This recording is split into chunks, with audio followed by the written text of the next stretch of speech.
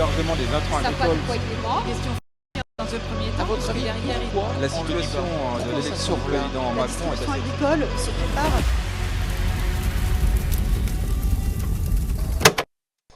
Mesdames, Messieurs, bonsoir. Très heureux de vous retrouver ici dans le cadre du sommet de l'élevage. Alors, comment sortir l'élevage de la crise?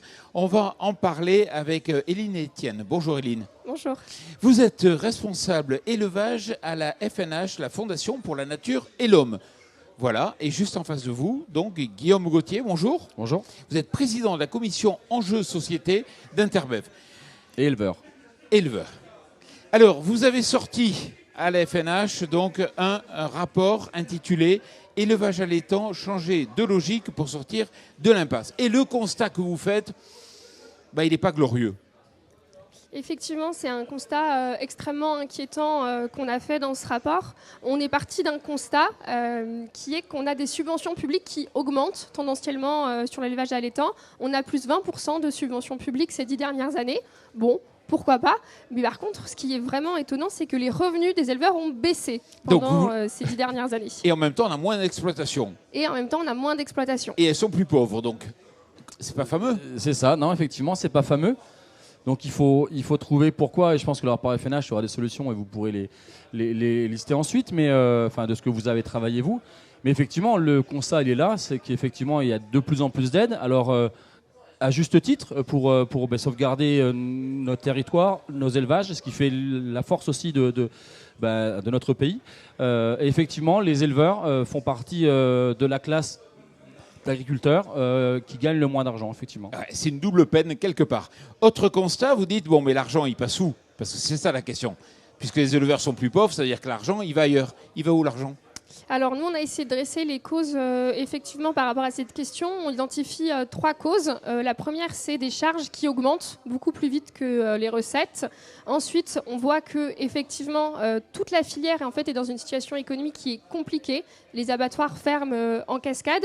Et puis ensuite, du côté de la consommation, on a une évolution de la consommation, un boom du steak haché, notamment poussé par tout ce qui est restauration hors domicile. Et donc, on a un cycle sur toute la filière qui est un véritable cercle vicieux. Et c'est pour ça qu'on sonne la sonnette d'alarme avec ce rapport. Oui, mais je croyais que vous disiez que l'argent va, grosso modo, pour l'essentiel, dans l'industrie alimentaire et dans la grande distribution. Alors, ce qui nous a surpris avec ce rapport, contrairement à un rapport qu'on avait fait sur la filière laitière, si je peux le résumer, c'est beaucoup de création de valeur et très mal répartie. Sur la filière allaitante, il y a certains segments de marché où il y a de la valeur créée qui est effectivement mal répartie, mais c'est pas aussi simple. Il y a aussi une filière qui va mal avec une course à une production de plus en plus transformée, un consentement à payer qui n'est pas toujours sur les produits qui seraient les plus durables, et donc le constat est un peu plus compliqué que ça, même si ça fait partie évidemment des sujets qu'il faut traiter. Guillaume, je sais que vous êtes Interbev, mais si on regarde dans les marques laitières, puisqu'on peut parler aussi effectivement de pour laitier, une marque sur deux appartient aux éleveurs. Et c'est une marque sur deux appartient aux éleveurs, et c'est l'industrie agroalimentaire donc qui capte l'argent qui pourrait revenir aux élevages. C'est un peu ce que vous dites. Alors, en tout cas, sur la filière laitière, c'est très net. On a une augmentation des bénéfices de 61% en 3 ans. C'est énorme. Les éleveurs gagnent toujours moins d'un SMIC. Et c'est vous les patrons? Alors, c'est pas tout à fait nous les patrons, c'est nous les patrons chez nous sur nos fermes quand on élève nos animaux, effectivement. Après, il y a certains outils coopératifs, effectivement. Il y a aussi des abattoirs privés, des transformateurs privés.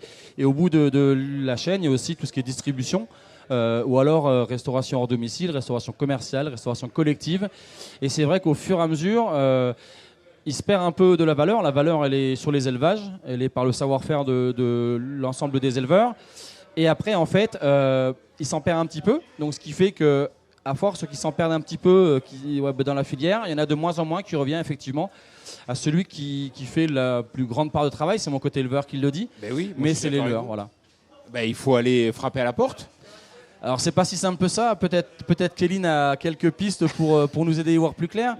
Alors on la laisse parler. Éline, quelle solution? Alors déjà, nous, la première demande qu'on fait, c'est avoir plus de transparence. en fait sur qui gagne combien. Aujourd'hui, on n'a pas forcément les données pour chaque acteur. On a une transparence totale sur ce que gagnent les éleveurs, combien ils touchent, mais on n'a pas cette même transparence pour les autres acteurs. Et on va être précis, là où il y a le plus grand flou, est-ce que vous pouvez dire, est-ce que c'est côté production, côté transformation ou côté grande distribution? C'est côté transformation. Et oui, très même clairement. la grande distribution le dit. C'est le maillon intermédiaire qui est le plus opaque. Voilà, donc nous on demande de la transparence, comme ça on pourra avoir les chiffres sur la table et voir comment répartir la valeur. Et puis après il y a une loi, ça s'appelle la loi Egalim, qui impose de payer les éleveurs à leur coût de production, ce qui est le minimum syndical. Et cette loi est toujours pas respectée, donc il y a aussi un enjeu côté pouvoir public de faire appliquer ce type de loi. Et vous avez vu que la grande distribution va faire de plus en plus de plateformes de négociation à l'étranger pour contourner la loi. Ça vous laisse pantois. Ouais, ça nous. Mais c'est aussi aux politiques d'aller faire en sorte que cette loi soit appliquée. Effectivement, Aline a parlé des coûts de production. Ça fait partie aussi des choses que l'interprofession a travaillé. Au-delà de travailler sur l'environnement, sur le bien-être animal, sur la rémunération des éleveurs et sur tout ce qui est aspect nutrition, ça c'est notre pacte sociétal. On travaille aussi sur justement l'élaboration et trouver un consensus de tous les maillons de la filière. Et les coûts de production ont été l'exemple concret, c'est qu'on a trouvé un consensus. Aujourd'hui, il faut juste effectivement que chaque maillon puisse l'appliquer. Moi, éleveur, je ne suis pas contre que le distributeur fasse sa marge, je ne suis pas contre le transformateur qui fasse sa marge, l'abatteur ou le collecteur ou le metteur en marché. C'est juste qu'il faut qu'à la base, l'éleveur soit justement rémunéré. Et c'était le but de la première loi Egalim. Donc, il y a aussi un petit pouvoir politique qu'il faut faire actionner pour appliquer les lois, en fait, clairement. Ouais. C'est un problème qu'on retrouve d'ailleurs de façon assez globale dans la société française par ailleurs. Quelle autre solution vous avez ? Alors, effectivement, on a beaucoup parlé du constat dans le rapport. On parle aussi de la nécessité de la transition agroécologique pour des raisons environnementales, évidemment. Le changement climatique s'accélère, les éleveurs font partie des premières victimes, mais aussi parce qu'il y a un problème systémique dans le modèle agricole aujourd'hui. Et donc, nous, on propose de relocaliser l'engraissement des broutards. C'est une de nos solutions, de le faire au maximum à l'herbe, puisque c'est une ressource illimitée dans le Massif central, d'avoir aussi des races plus légères, voire des races mixtes pour faciliter l'engraissement. Et puis, on a peu parlé de subventions publiques, elles augmentent, c'est 2,8 milliards d'euros de subventions publiques aujourd'hui. Et donc, nous, on propose de flécher ces aides publiques vers les modèles les plus agroécologiques et d'accompagner la transition. À l'herbe, en local. Exactement. Hein, on va dire. Guillaume, je vais vous énerver. Globalement, elle dit arrêtez d'exporter. En fait, faites un choix vraiment d'agriculture. Et puis peut-être l'aliment, c'est peut-être pas la solution. Alors, c'est pas si simple que ça. Arrêtons d'exporter, tout ira mieux. L'export aussi, c'est aussi des marchés. Si on peut aller chercher de la valeur à l'export, effectivement, sur la partie broutard. Mais après, nous aussi, dans notre feuille de route décarbonation, qu'on a travaillé justement pour la stratégie nationale bas carbone, on souhaite aussi ramener une part d'animaux pour les engraisser en France plus à l'herbe. Donc nous on est plus sur la partie, pas forcément des mâles, mais des femelles, parce que c'est quand même un petit peu plus simple dans nos zones.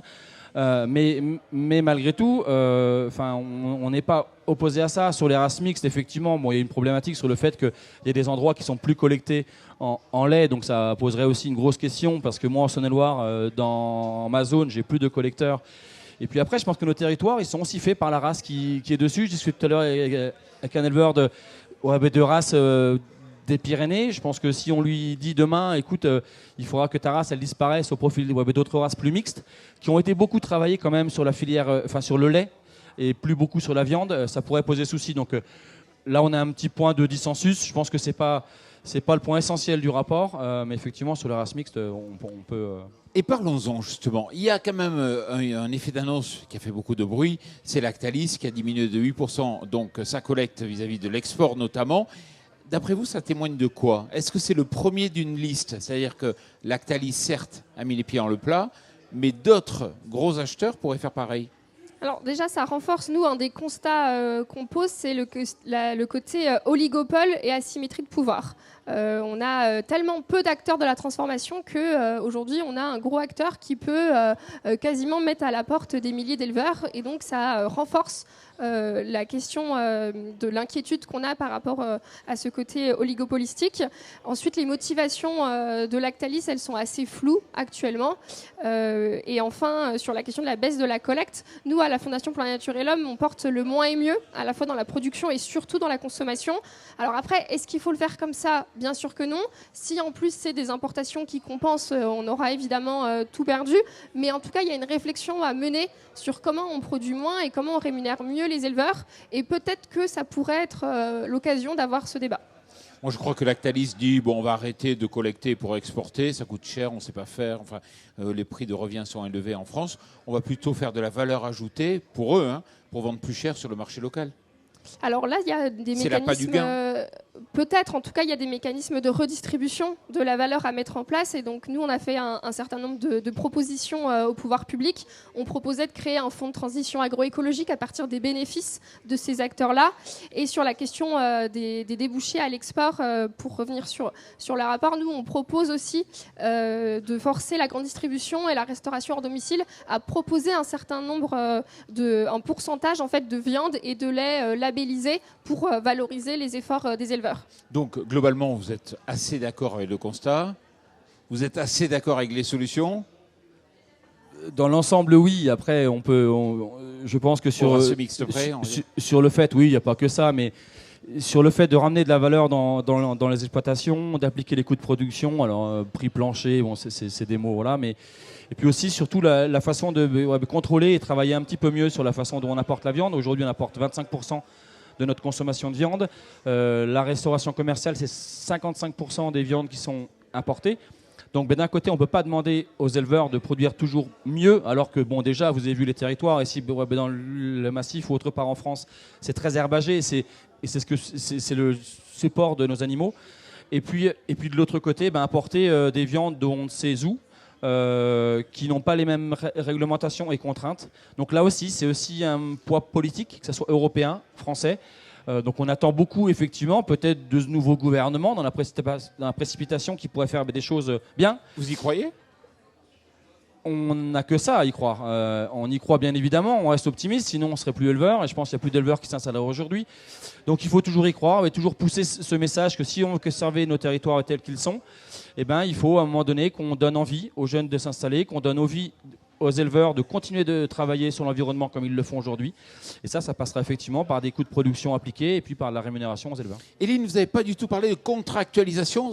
Vous le défendez, vous, la contractualisation ? Et bien nous aussi, on est d'accord sur beaucoup de choses. Et ça marche ? Alors, donc on a, là Guillaume le saura mieux, on a une progression du taux, on partait de très bas, on n'est toujours pas à 100%, donc il faut renforcer les efforts et nous on parle même de contrats tripartites avec un prix plancher et des critères environnementaux. D'accord, c'est un peu ce que fait Lidl, c'est ça ? Enfin, les types de contrats à la grande distribution ? Ça peut être un exemple. En tout cas, ils font des contrats tripartites. Après, il faudrait regarder à quel prix. Et puis, est-ce qu'il y a aussi une transition agroécologique prévue dans le contrat puisque l'avantage d'un contrat de long terme, c'est que ça sécurise l'éleveur dans sa démarche aussi de progrès. Guillaume, un dernier mot ? Un dernier mot, j'ai cru lire que dans le discours de politique générale, le Premier ministre avait effectivement parlé des tripartites. Il ne lui reste plus qu'à parler des coûts de production, application coûts de production interprofessionnels, de faire en sorte qu'on considère les éleveurs, qu'on donne un cap aux éleveurs français, notamment à l'étang.